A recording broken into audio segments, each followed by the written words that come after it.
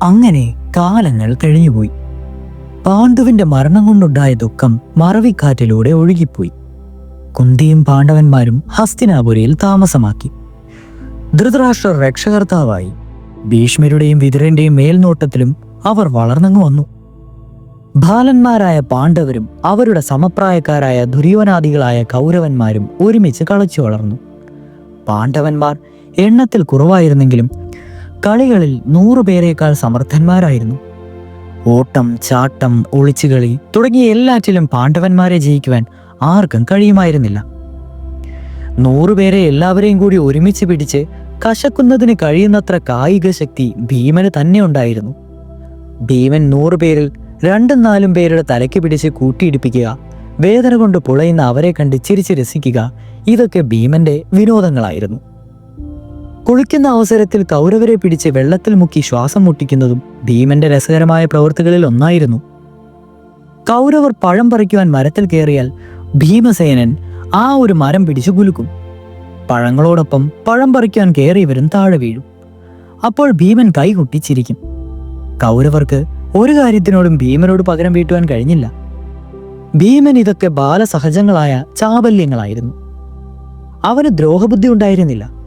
പക്ഷേ ഇതൊക്കെ അറിഞ്ഞപ്പോൾ ധൃതരാഷ്ട്രന് ഭീമനോട് ഈർഷ്യയുണ്ടായി. എങ്കിലും അദ്ദേഹം അത് പറഞ്ഞു കാട്ടിയില്ല. ധൃതരാഷ്ട്രന് തന്റെ മൂത്ത പുത്രനായ ദുര്യോധനനോട് വളരെയേറെ സ്നേഹമുണ്ടായിരുന്നു. അതിനാൽ ദുര്യോധനന്റെ എല്ലാ ആഗ്രഹങ്ങളും സാധിച്ചു കൊടുക്കുവാൻ അദ്ദേഹം എപ്പോഴും സന്നദ്ധനായിരുന്നു. ദുര്യോധനനിൽ കൂടിയാണ് അവന്റെ സഹോദരന്മാരെല്ലാം അവരവർക്ക് ആവശ്യമുള്ള കാര്യങ്ങൾ അച്ഛനിൽ നിന്ന് നേടിയെടുത്തിരുന്നത്. തന്മൂലം ദുര്യോധനന് രാജാവിന്റെ മുന്നിലും രാജകൊട്ടാരത്തിലും പ്രത്യേകമായ ഒരു സ്വാധീനം, പ്രാമാണ്യവും ഉണ്ടായിരുന്നു. അവന്റെ പ്രമുഖ സ്ഥാനം അവനെ അഹങ്കാരിയും ഗർവിഷ്ഠനുമാക്കി തീർത്തു. പാണ്ഡവന്മാർ ഒരിക്കലും ദുര്യോധനനെ ആശ്രയിക്കുകയോ അവന്റെ പ്രാവീണ്യം അംഗീകരിക്കുകയോ ചെയ്തിരുന്നില്ല. സൗകര്യം കിട്ടുമ്പോഴൊക്കെ ദുര്യോധനനെ പ്രഹരിക്കുന്നത് ഭീമസേനന് ഇഷ്ടമായിരുന്നു. ഭീമനെ ഏതു വിധത്തിലും ഒതുക്കണമെന്നുള്ള ചിന്ത ദുര്യോധനനിൽ വളർന്നു വന്നു. ഭീമനെ കൈകാലുകൾ വരിഞ്ഞുകെട്ടി വെള്ളത്തിൽ മുക്കിക്കൊല്ലുവാനുള്ള ഒരു പരിപാടി ദുര്യോധനൻ ആസൂത്രണം ചെയ്തു. ഗംഗാതീരത്ത് പോയി താവളമടിച്ച് ഗംഗയിൽ ജലക്രീഡ ചെയ്യുന്നതിനുള്ള ഒരുക്കങ്ങൾ ചെയ്ത് ആ വിവരം ദുര്യോധനൻ എല്ലാവരെയും അറിയിച്ചു. കൗരവന്മാരും പാണ്ഡവന്മാരും ഗംഗാതീരത്തെത്തി. അവിടെ അവർക്ക് തങ്ങുന്നതിനുള്ള കൂടാരങ്ങളും തയ്യാർ ചെയ്തിരുന്നു. എല്ലാവരും ചേർന്ന് ധാരാളം മധുരപലഹാരങ്ങൾ അകത്താക്കി. ഇത്തരുണത്തിൽ കാളകൂട വിഷം ചേർത്ത ഒരു പലഹാരം ദുര്യോധനൻ സ്നേഹപൂർവ്വം ഭീമന് നൽകി. അവൻ അതൊക്കെ തിന്നുകയും ചെയ്തു. അത് കഴിഞ്ഞ് എല്ലാവരും ജലക്രീഡയ്ക്കായി ഗംഗയിൽ ഇറങ്ങി. കുറച്ചു കഴിഞ്ഞപ്പോൾ വിഷം ശരീരത്തിൽ വ്യാപിച്ച ഭീമൻ കരയ്ക്ക് കയറി ഒരു കൂടാരത്തിൽ വന്നു കിടന്ന് ഉറക്കമായി. ഈ തക്കം നോക്കി ദുര്യോധനൻ ഭീമനെ കയറിട്ട് വരിഞ്ഞുകെട്ടി സഹോദരന്മാരുടെ സഹായത്തോടെ പൊക്കിയെടുത്തു. എന്നിട്ട് ഗംഗാനദിയിൽ ചെന്നുകൊണ്ടിട്ടു. ഭീമൻ വെള്ളത്തിൽ താണുപോയി. അവസാനം നാഗലോകത്തെത്തി. ഒരു മനുഷ്യൻ തങ്ങളുടെ സങ്കേതത്തിൽ വന്നതിൽ ക്രുദ്ധരായ സർപ്പങ്ങൾ ഭീമനെ കൊത്തി. ഉഗ്രവിഷമുള്ള പാമ്പുകളുടെ കടിയേറ്റപ്പോൾ ഭീമന്റെ ഉള്ളിലുണ്ടായിരുന്ന വിഷമിളങ്ങി. അതിന്റെ ശക്തി കുറഞ്ഞു. ഭീമൻ ഉണർന്ന് ശരീരത്തിലുണ്ടായിരുന്ന കെട്ടുകൾ പൊട്ടിച്ചു. അവൻ പാമ്പുകളെ ആക്രമിച്ചു. പാമ്പുകൾ അവനെ വീണ്ടും വീണ്ടും കടിച്ചു. പാമ്പുകളുടെ വിഷം ഭീമന്റെ ശരീരത്തിൽ വ്യാപിക്കുവാൻ തുടങ്ങിയപ്പോൾ അവനിലുണ്ടായിരുന്ന വിഷത്തിന് തീരെ ശക്തിയില്ലാതെയായി. ഭീമൻ പാമ്പുകളോട് ശക്തമായി ഏറ്റുമുട്ടി. പാമ്പുകൾ ഭയന്നോടി. അവർ അവരുടെ രാജാവായ വാസുകിയുടെ മുന്നിലെത്തി വിവരങ്ങൾ അറിയിച്ചു. വാസുകി ഭീമന്റെ അടുത്തെത്തി. ഭീമന്റെ വീരപരാക്രമം കണ്ട് അവനെ അഭിനന്ദിച്ചു. 1000 നാഗങ്ങളുടെ ശക്തി നൽകുവാൻ കഴിയുന്ന നാഗരസം നിറച്ച കുടങ്ങൾ അവിടെ ഉണ്ടായിരുന്നു. അത് ഭീമന് നൽകുവാൻ വാസുകി ആജ്ഞാപിച്ചു. രസകുംഭങ്ങൾ ഭീമന്റെ മുമ്പാകെ എത്തി. അവൻ 8 കുടം രസം നിഷ്പ്രയാസം കുടിച്ചു. അതിനുശേഷം നാഗങ്ങൾ ഒരുക്കിയ തൽപ്പത്തിൽ കിടന്ന് സുഖമായി ഉറങ്ങി. ജലക്രീഡ കഴിഞ്ഞ് കുമാരന്മാരെല്ലാം കരയ്ക്ക് കയറി. ഭീമനെ മാത്രം കണ്ടില്ല. ഭീമൻ നേരത്തെ തന്നെ കൊട്ടാരത്തിലേക്ക് മടങ്ങിയിരുന്നെന്ന് ദുര്യോധനൻ നുണ പറഞ്ഞു. എല്ലാവരും അത് വിശ്വസിച്ചു. കുമാരന്മാരെല്ലാം കൊട്ടാരത്തിൽ തിരിച്ചെത്തി. കൊട്ടാരത്തിലെത്തിയ യുധിഷ്ഠിരൻ അമ്മയുടെ അടുത്ത് ചെന്ന് ഭീമനെ പറ്റി അന്വേഷിച്ചു. ഭീമൻ മടങ്ങിയെത്തിയില്ലെന്ന് അമ്മ പറഞ്ഞപ്പോൾ ഇതിലെന്തോ പന്തികേടുണ്ടെന്ന് അവർക്ക് തോന്നി. അവർ വ്യസനത്തോടെ വിതുരന്റെ അടുക്കൽ പോയി വിവരം അറിയിച്ചു. അദ്ദേഹം അവരെ സമാധാനിപ്പിച്ചു. ഭീമന് യാതൊരു വിധത്തിലുള്ള അപകടമുണ്ടാകാതെ മടങ്ങിയെത്തുമെന്ന് പറഞ്ഞ് അവരെ തിരിച്ചയച്ചു. വിതുരൻ പറഞ്ഞത് വൃഥാവിലാകുകയില്ലെന്ന് ഉറപ്പുണ്ടായിരുന്ന അവർ സമാധാനത്തോടെ ഭീമനെ കാത്തിരുന്നു. 8 കുടം നാഗരസം കുടിച്ച് ഉറക്കം തുടങ്ങിയ ഭീമൻ 8-ാം ദിവസമാണ് ഉണർന്നത്. അപ്പോൾ നാഗങ്ങൾ അവൻ്റെ അടുത്ത് വന്ന് പറഞ്ഞു, ഹേ വീര, നീ കുടിച്ച രസം മഹാവീര്യമുള്ളതാണ്. നിനക്കിപ്പോൾ 10,000 ആര്യയുടെ ശക്തി ലഭിച്ചിരിക്കുന്നു. നീ ഇനിയും കൊട്ടാരത്തിലേക്ക് പോവുക. നിന്റെ അമ്മയും സഹോദരങ്ങളും നിന്നെ കാത്തിരിക്കുകയാണ്. ഇത്രയും പറഞ്ഞിട്ട് നാഗങ്ങൾ തന്നെ ഞൊടിയിടയിൽ അവനെ നാഗലോകത്ത് നിന്ന് ഭൂമിയിലെത്തിച്ചു. ഭീമൻ അമ്മയുടെ അടുത്തെത്തി. കുന്തിദേവി അവനെ ആലിംഗനം ചെയ്തു, ശിരസിൽ ചുംബിച്ചു. സഹോദരന്മാരെല്ലാം ആശ്ചര്യം കൊണ്ട് ആവിഷ്ടരായി ഭീമന്റെ ശരീരത്തിൽ തൊട്ടുനോക്കി. അവർ ആനന്ദ കണ്ണുനീർ പൊഴിച്ചു. നടന്ന വിവരങ്ങളെല്ലാം വിശദമായി ഭീമൻ എല്ലാവരെയും അറിയിച്ചു. എല്ലാവരും അത്യധികം സന്തോഷിച്ചു. ഈ വിവരങ്ങളൊക്കെ ഗോപ്യമായി വെക്കുന്നതാണ് നല്ലതെന്ന് യുധിഷ്ഠിരൻ അനുജന്മാർക്ക് നിർദ്ദേശവും നൽകി. ഭീമനെ വീണ്ടും കണ്ടപ്പോൾ ദുര്യോധനൻ ലഭ്യനായി. ഭീമനോട് അവനുള്ള അരിശം വർദ്ധിച്ചു. ഏതു വിധേനയും ഭീമനെ കൊല്ലണമെന്നു തന്നെ നിശ്ചയിച്ചു. ദുര്യോധനന് സഹായികളായി കർണനും ശകുനിയും ഉണ്ടായിരുന്നു. ഈ ഭീമസേനന്റെ ശക്തി കൊണ്ടാണ് എപ്പോഴും തങ്ങൾക്ക് തോൽവി ഭവിക്കുന്നതെന്ന് ദുര്യോധനാദികൾ ധരിച്ചിരുന്നതുകൊണ്ട് ഭീമനെ വകവരുത്തിയാൽ പിന്നീട് ഒന്നും ഭയപ്പെടാനില്ലെന്നായിരുന്നു അവരുടെ ചിന്ത. ആകയാൽ ഭീമനെ കൊല്ലുന്നതിന് പിന്നെയും പല വഴികൾ ആലോചിക്കുകയും പ്രവർത്തിക്കുകയും ചെയ്തു. എങ്കിലും വായുപുത്രനായ ഭീമൻ അതിൽ നിന്നെല്ലാം രക്ഷപ്പെട്ടു. ക്ഷത്രിയ രാജകുമാരന്മാർ നിർബന്ധമായും അസ്ത്രവിദ്യ അറിഞ്ഞിരിക്കണം. പാണ്ഡവന്മാർക്കും കൗരവന്മാർക്കും അസ്ത്രാഭ്യാസം നൽകുവാനുള്ള ചുമതല കൃപാചാര്യർ ഏറ്റെടുത്തു. അദ്ദേഹം ബാല്യകാലം മുതൽക്ക് തന്നെ ശന്തനു മഹാരാജാവിന്റെ കൊട്ടാരത്തിൽ വളർന്നു വന്ന പ്രശസ്തനായ ധനുർവേദാചാര്യനായിരുന്നു. ഗൗതമ മഹർഷിയുടെ പരമ്പരയിൽ ശരദ്വാൻ എന്നൊരു ബ്രാഹ്മണൻ ഉണ്ടായിരുന്നു. അദ്ദേഹത്തിന് വേദധ്യയനത്തിൽ താല്പര്യമുണ്ടായിരുന്നില്ല. അസ്ത്രവിദ്യയിൽ താല്പര്യമുണ്ടായിരുന്ന അദ്ദേഹത്തെ അച്ഛൻ ധനുർവിദ്യ അഭ്യസിപ്പിച്ചു. ശരദ്വാൻ അതിൽ പ്രാവീണ്യം നേടി. അദ്ദേഹം പിന്നീട് വനത്തിൽ പോയി ദിവ്യാസ്ത്ര ലബ്ധിക്ക് വേണ്ടി തപസ് ചെയ്തു. ഇവിടെ വെച്ച് അദ്ദേഹത്തിന് 2 കുട്ടികളുണ്ടായി, ഒരാണും ഒരു പെണ്ണും. തൻ്റെ തപസ്സിന് ഭംഗം വന്ന അദ്ദേഹം കുഞ്ഞുങ്ങളെ ഉപേക്ഷിച്ചിട്ട് അവിടെ നിന്ന് പോയി. ആ ഘട്ടത്തിൽ ശന്തനു മഹാരാജാവ് അനുചരരോടൊപ്പം വനത്തിൽ നായാട്ടിന് വന്നു. അനുചരന്മാരിൽ ഒരുവൻ ഈ കുട്ടികളെ എടുത്ത് രാജാവിനെ ഏൽപ്പിച്ചു. അദ്ദേഹം കുട്ടികളോട് കൃപ തോന്നി കൊട്ടാരത്തിൽ കൊണ്ടുവന്നു. അവിടെ വെച്ച് വളർത്തുകയും ചെയ്തു. രാജാവിന്റെ കൃപ കൊണ്ട് വളർന്നതിനാൽ ആൺകുട്ടിക്ക് കൃപൻ എന്നും പെൺകുട്ടിക്ക് കൃപി എന്നും പേരിട്ടു. ഈ കുട്ടികൾ 2 പേരും രുദ്രഗണങ്ങളുടെ അംശാവതരങ്ങളായിരുന്നു. ശരദ്വാൻ തപോനിഷ്ഠനായി വനത്തിൽ കഴിഞ്ഞു പോകുമ്പോൾ തൻ്റെ ശിശുക്കൾ കൊട്ടാരത്തിൽ വളർന്നു വരുന്ന വിവരം അറിയുവാൻ ഇടയായി. അദ്ദേഹം കൊട്ടാരത്തിൽ വന്ന് കുട്ടികളെ കാണുകയും അവരുടെ യഥാർത്ഥ വിവരങ്ങൾ രാജാവിനെ ധരിപ്പിക്കുകയും ചെയ്തു. ശരദ്വാൻ കൊട്ടാരത്തിൽ താമസിച്ചുകൊണ്ട് കൃപനെ 4 വിധത്തിലുള്ള ധനുർവേദങ്ങളും നാനാതരത്തിലുള്ള അസ്ത്രവിദ്യകളും അഭ്യസിപ്പിച്ചു. അങ്ങനെ കാലക്രമേണ കൃപൻ ധനുർവേദത്തിന്റെ ആചാര്യനായി തീർന്നു. തുടർന്നാണ് അദ്ദേഹത്തെ കൃപാചാര്യർ എന്ന് വിളിക്കുവാൻ തുടങ്ങിയത്. കൗരവന്മാരും പാണ്ഡവന്മാരും യദുക്കളും വൃഷ്ണി പുങ്കുവന്മാരും നാനാദേശത്തു നിന്ന് വന്ന രാജാക്കന്മാരും കൃപാചാര്യരിൽ നിന്ന് അസ്ത്രവിദ്യ അഭ്യസിച്ചു. കൃപാചാര്യൻ രാജകുമാരന്മാരെ വേണ്ട വിധത്തിൽ അസ്ത്രവിദ്യ അഭ്യസിപ്പിച്ചു. എങ്കിലും കൃപാചാര്യൻ ചെറുപ്പം മുതൽക്കേ എല്ലാവർക്കും സുപരിചിതനായിരുന്നതിനാൽ അതിപരിചയം കൊണ്ട് കുമാരന്മാരെ വേണ്ടത്ര വിദ്യാസമ്പന്നരാക്കുവാൻ അദ്ദേഹം പോരാ എന്നൊരു ചിന്ത ഭീഷ്മർക്കുണ്ടായിരുന്നു. തന്മൂലം കൃപാചാര്യനേക്കാൾ കുറെ കൂടി കഴിവുള്ള ഒരു ആചാര്യനെ ഭീഷ്മർ അന്വേഷിച്ചുകൊണ്ടേയിരുന്നു. ആ ഒരു സന്ദർഭത്തിൽ ഒരു സംഭവമുണ്ടായി. രാജകുമാരന്മാരെല്ലാവരും കൂടി കൊട്ടാരത്തിൽ വെളിയിലുള്ള തുറസായ ഒരു സ്ഥലത്ത് പന്ത് കളിച്ചുകൊണ്ടിരിക്കുകയായിരുന്നു. അപ്പോൾ പന്തടുത്തുള്ള ഒരു കിണറ്റിൽ വീണു. അതെടുക്കുവാൻ കുമാരന്മാർ പലവിധത്തിൽ ശ്രമിച്ചെങ്കിലും അവർക്കതിനെ കഴിഞ്ഞില്ല. അവർ നിരാശരായി ചുറ്റും നോക്കി. അപ്പോൾ അവരുടെ പ്രവൃത്തികൾ സൂക്ഷിച്ച് നിരീക്ഷിച്ച് അവരുടെ നോക്കി ചിരിച്ചുകൊണ്ട് കറുത്തു മെലിഞ്ഞ ഒരു മനുഷ്യൻ അല്പം അകലെ നിൽക്കുന്നത് കണ്ടു. കുമാരന്മാർ അയാളെ സമീപിച്ച് ആ പന്തെടുത്തു കൊടുക്കണമെന്ന് അപേക്ഷിച്ചു. അത് കേട്ടപ്പോൾ ആ മനുഷ്യൻ ഉറക്കെ ചിരിച്ചുകൊണ്ട് കുമാരന്മാരോട് പറഞ്ഞു, നിങ്ങൾ ക്ഷത്രിയരല്ലേ? നിങ്ങളുടെ ക്ഷാത്രം വളരെ മോശം. കിണറ്റിൽ പോയ ഒരു പന്തെടുക്കുന്നതിന് നിങ്ങളെ കൊണ്ട് സാധിക്കുന്നില്ലല്ലോ. കഷ്ടം. മെലിഞ്ഞ മനുഷ്യൻ അയാളുടെ കൈവിരൽ കിടന്ന ഒരു മോതിരം ഊരിക്കൊണ്ട് പറഞ്ഞു, ഇതാ, ഈ മോതിരം ഞാൻ കിണറ്റിലിടാം. നിങ്ങളുടെ പന്തും ഈ മോതിരവും കിണറ്റിൽ നിന്ന് എടുക്കുകയും ചെയ്യാം. എനിക്ക് ആഹാരം തന്നാൽ മതി. എന്താ? അപ്പോൾ യുധിഷ്ഠിരൻ പറഞ്ഞു, കൃപാചാര്യരുടെ സമ്മതത്തോടുകൂടി ഭവാൻ ഇന്ന് ഞങ്ങളുടെ ഭവനത്തിൽ ഭിക്ഷ വാങ്ങുക. മെലിഞ്ഞ മനുഷ്യൻ ഒരു പിടി ഈർക്കിലെടുത്തു. മന്ത്രം ജപിച്ച് അതിനെ ശക്തി വരുത്തി.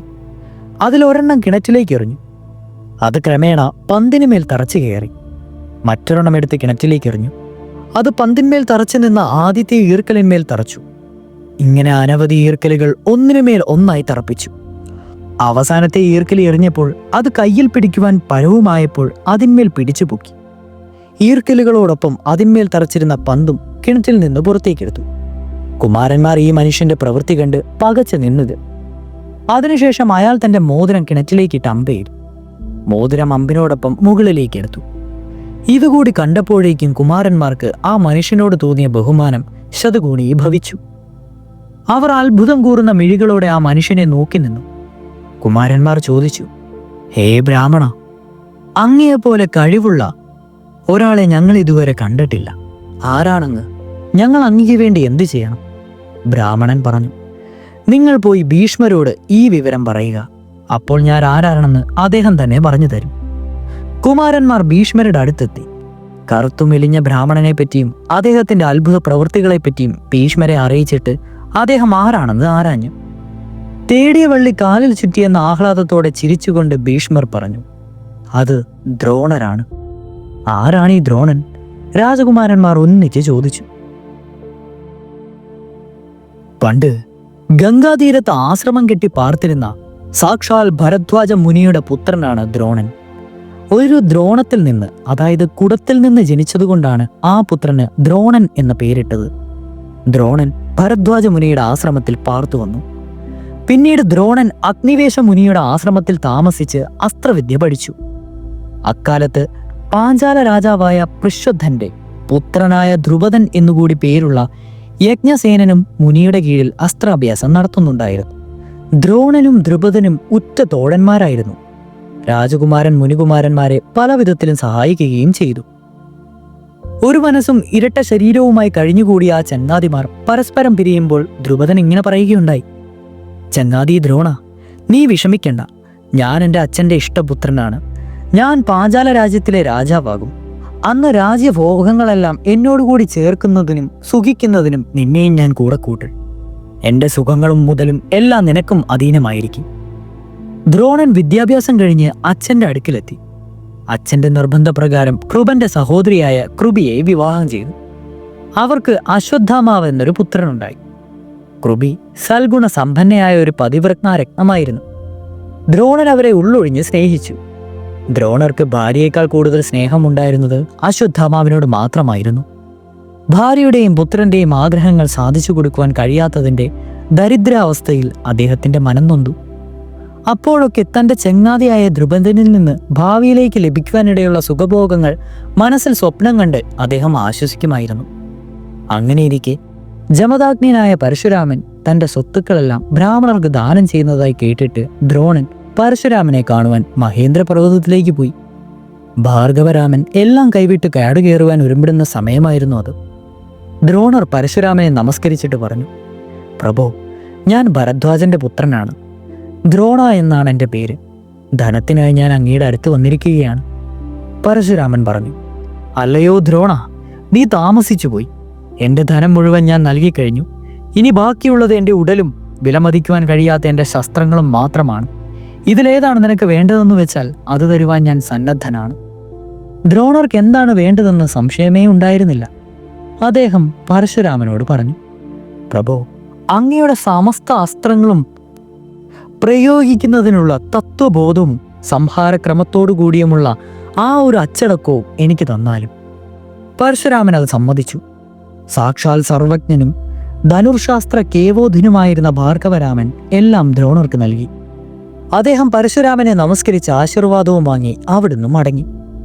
വീട്ടിലെത്തിയ ദ്രോണർ ഭാര്യയോട് വിവരങ്ങളെല്ലാം പറഞ്ഞു. അപ്പോഴേക്കും തന്റെ പഴയ സുഹൃത്തായ ധ്രുപദൻ പാഞ്ചാല രാജ്യത്തിലെ രാജാവായ വിവരം ദ്രോണർ അറിഞ്ഞു. അദ്ദേഹത്തെ കാണുവാനായി ഭാര്യയോടും പുത്രനോടും കൂടി ദ്രോണൻ പാഞ്ചാലത്തിലേക്ക് പുറപ്പെട്ടു. പാഞ്ചാലത്തിലെത്തിയ ദ്രോണർക്ക് വളരെ പ്രയാസപ്പെട്ടാണ് രാജാവിനെ കാണുവാൻ തന്നെ തരപ്പെട്ടത്. ദ്രോണൻ ദ്രുപദ സന്നിധിയിൽ ഒരുവിധം എത്തി. കണ്ടാലുടൻ പഴയ ചങ്ങാത്ത മൂർത്ത് സിംഹാസനത്തിൽ നിന്ന് ചാടിയിറങ്ങി വന്ന് തന്നെ കെട്ടിപ്പുണരുമെന്നെല്ലാം കരുതിയിരുന്ന ദ്രോണന് ഇച്ഛാഭംഗമാണ് ഉണ്ടായത്. അദ്ദേഹം പ്രതീക്ഷിച്ചതിന് വിപരീതമായിട്ടാണ് എല്ലാം സംഭവിച്ചത്. മാനസികമായി ദ്രോണനിൽ നിന്നും വളരെ അകന്നു നിന്നിരുന്ന തരത്തിലായിരുന്നു ദ്രുപദന്റെ പെരുമാറ്റം. ദ്രോണൻ ചോദിച്ചു, മഹാരാജാവേ, അങ്ങെന്നെ ഓർക്കുന്നില്ലേ? ഞാൻ അങ്ങയുടെ പഴയ സുഹൃത്തായ ദ്രോണനാണ്. ദ്രോണൻ തന്റെ സുഹൃത്താണെന്ന് പറഞ്ഞ് രാജാവിന് ഇഷ്ടപ്പെട്ടിട്ടില്ല. ദ്രുപദൻ പുച്ഛത്തോടെ ദ്രോണനെ നോക്കി പുരുകം ചുളിച്ചു. കണ്ണുകൾ ചുവന്നു. രാജാവായ ദ്രുപദൻ കോപത്തോടെ പറഞ്ഞു, മിണ്ടാതിരടാ, ആരാ സുഹൃത്ത്? നീ എവിടെ? മന്നവനായ ഞാനെവിടെ? നമുക്ക് തമ്മിൽ സൗഹാർദ്ദം സാധ്യമല്ലെന്നറിയുവാൻ കഴിയാത്തത്ര മൂഢനാണ് നീ. ദരിദ്രനും ധനവാനും തമ്മിലും ജളനും പണ്ഡിതനും തമ്മിലും ഭീരുവും ശുംഭനും തമ്മിലും ഒരിക്കലും സൗഹൃദം സാധ്യമല്ല. തുല്യന്മാർ തമ്മിലേ സൗഹൃദം സാധ്യമാവുകയുള്ളൂ. പണ്ട് നാം സുഹൃത്തുക്കളായിരുന്നിരിക്കാം, എന്നാൽ കാലപ്പഴക്കം കണ്ടത് മാഞ്ഞു പോയിരിക്കുന്നു. കാലമെല്ലാറ്റിനെയും മായ്ച്ചു കളയും. നിനക്ക് വേണമെങ്കിൽ ഒരു രാത്രിക്കുള്ള ഭക്ഷണം ഞാൻ തരാം. ദ്രോണൻ അപമാനിതനായി. കോപം കൊണ്ട് ശരീരം വിറച്ചു. ദ്രുപദന്റെ ധിക്കാരം ദ്രോണന്റെ ഹൃദയത്തെ വ്രണപ്പെടുത്തി. ഇതിന് പകരം ചോദിക്കുമെന്ന് ദൃഢനിശ്ചയം ചെയ്തുകൊണ്ട് ദ്രോണൻ പാഞ്ചാലന്റെ കൊട്ടാരം വിട്ടിറങ്ങി. അദ്ദേഹം ഹസ്തിനാപുരിയിലെത്തി. സാല്യനായ കൃപന്റെ വീട്ടിൽ ആരും അറിയാതെ താമസിച്ചു. അപ്രകാരം താമസിക്കുന്നതിനിടയിലാണ് രാജകുമാരന്മാർ ദ്രോണനെ കാണുവാനിടയായതും അവരിൽ കൂടി ദ്രോണൻ ഹസ്തിനാപുരിയിൽ ഉണ്ടെന്നുള്ള വിവരം സാക്ഷാൽ മഹാമയനായിട്ടുള്ള ഭീഷ്മർ അറിയുവാൻ ഇടയായതും. ഭീഷ്മർ ഉടൻ തന്നെ ആളയച്ചു. ദ്രോണരെ വരുത്തി.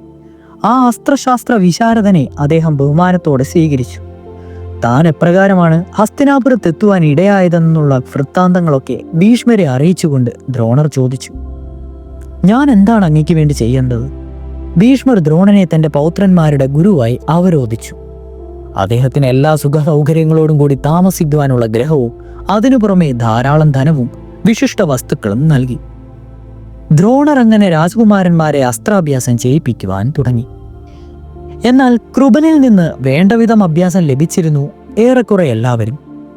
കൂടുതൽ വൈദഗ്ധ്യം ഉണ്ടാക്കി കൊടുക്കേണ്ടത് ആവശ്യമാണെന്ന് ദ്രോണൻ മനസ്സിലാക്കി. അദ്ദേഹം അതിനായി ഒരുമ്പിട്ടു. ഒരു ദിവസം ശിഷ്യന്മാരെ എല്ലാം വിളിച്ച് അരികിൽ നിർത്തി ദ്രോണർ പറഞ്ഞു, ഞാൻ എൻ്റെ ഹൃദയത്തിൽ ഒരു സംഗതി കരുതിയിട്ടുണ്ട്. കൃതാസ്ത്രന്മാരായി തീരുന്ന മാത്രയിൽ നിങ്ങൾ ആദ്യം അതെനിക്ക് ചെയ്തു തരണം. എല്ലാവരും അത് കേട്ടിട്ട് മൗനം പാലിച്ചതേയുള്ളൂ. എന്നാൽ ഒരു കുട്ടി മാത്രം മുന്നോട്ട് വന്നു പറഞ്ഞു. അവന്റെ നാമം അർജുനൻ എന്നായിരുന്നു.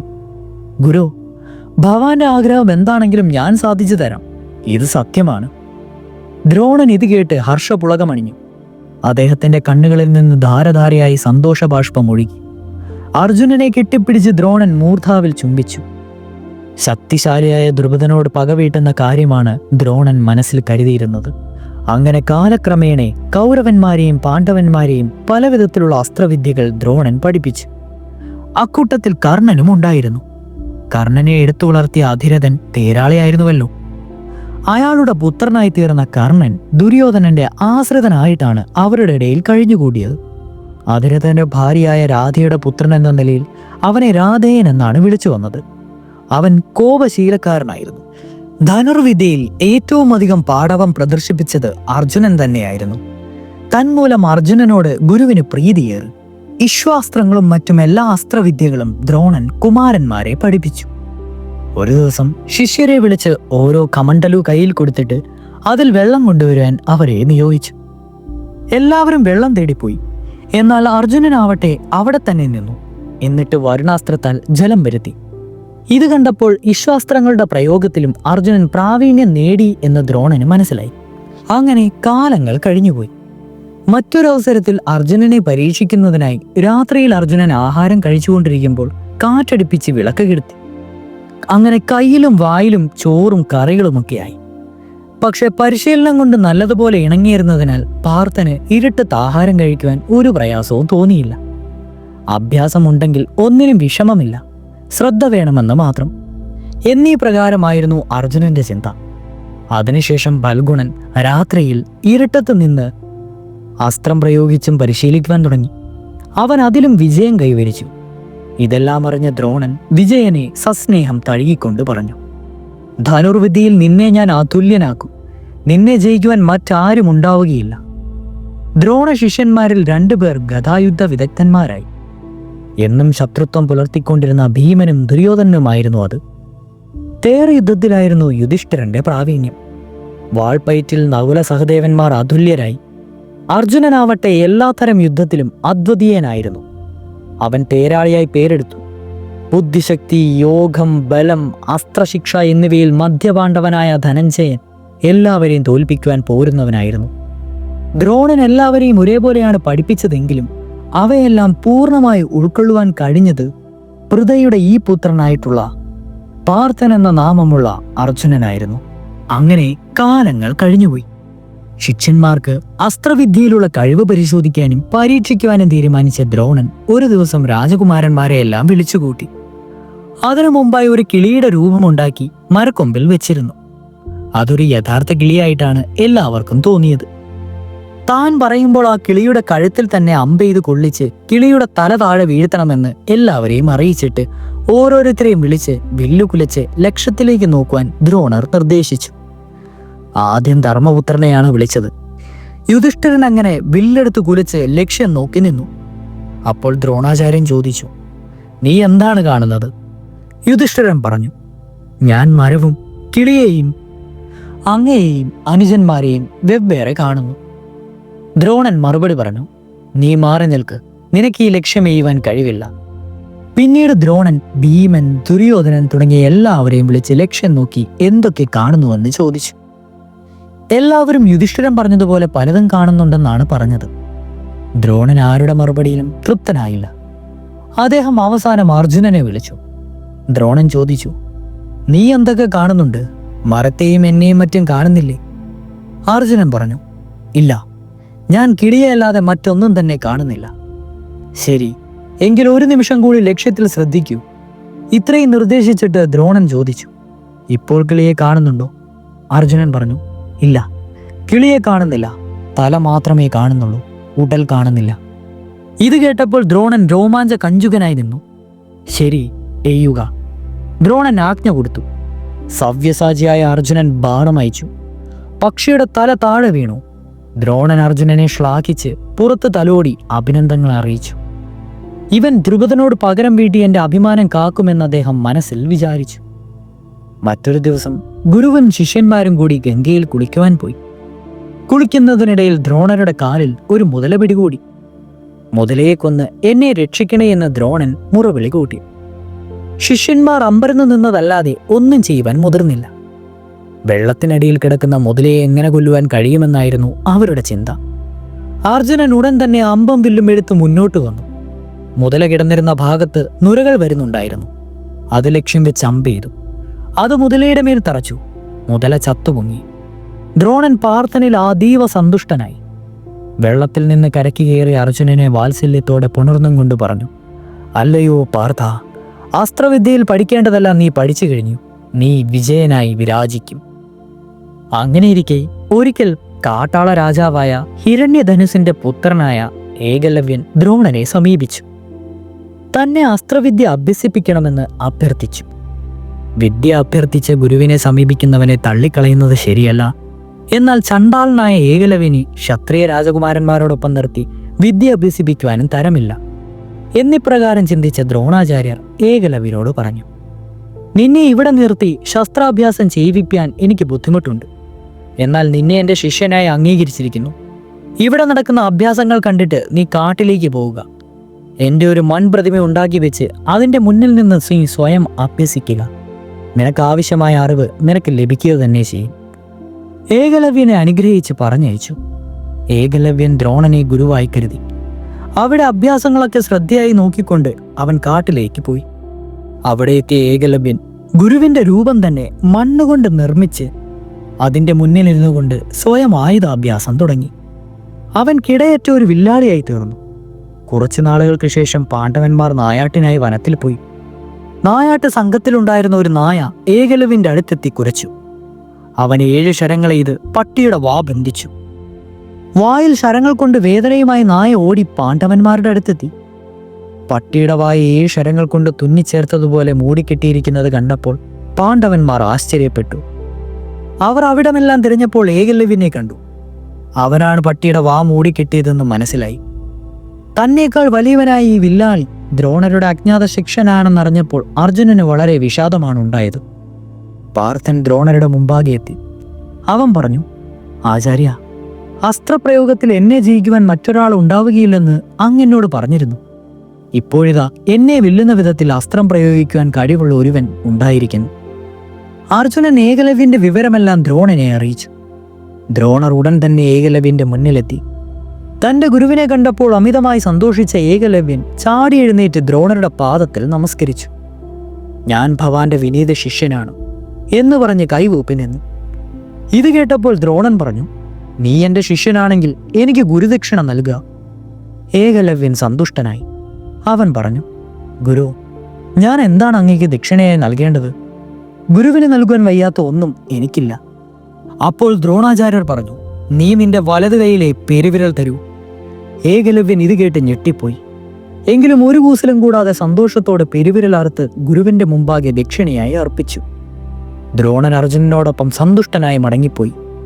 പെരുവിരലില്ലാതെ മറ്റു വിരൽ കൊണ്ട് പിന്നെയും ഏകലവ്യൻ അസ്ത്രപ്രയോഗം നടത്തി. എങ്കിലും പഴയതുപോലുള്ള പാടവം അവനില്ലാതായി തീർന്നു. ഒരു പക്ഷേ അർജുനനെ വെല്ലുവാൻ കഴിവുണ്ടാകാമായിരുന്ന ഏകലവ്യൻ അർജുനന്റെ പിന്നിലേക്ക് തള്ളപ്പെട്ടു. അവൻ പിൽക്കാലത്ത് കൗരവന്മാരോട് ചേർന്ന് പാണ്ഡവന്മാർക്കെതിരെ ധീരമായി പോരാടി വീരമൃത്യു വരിച്ചു.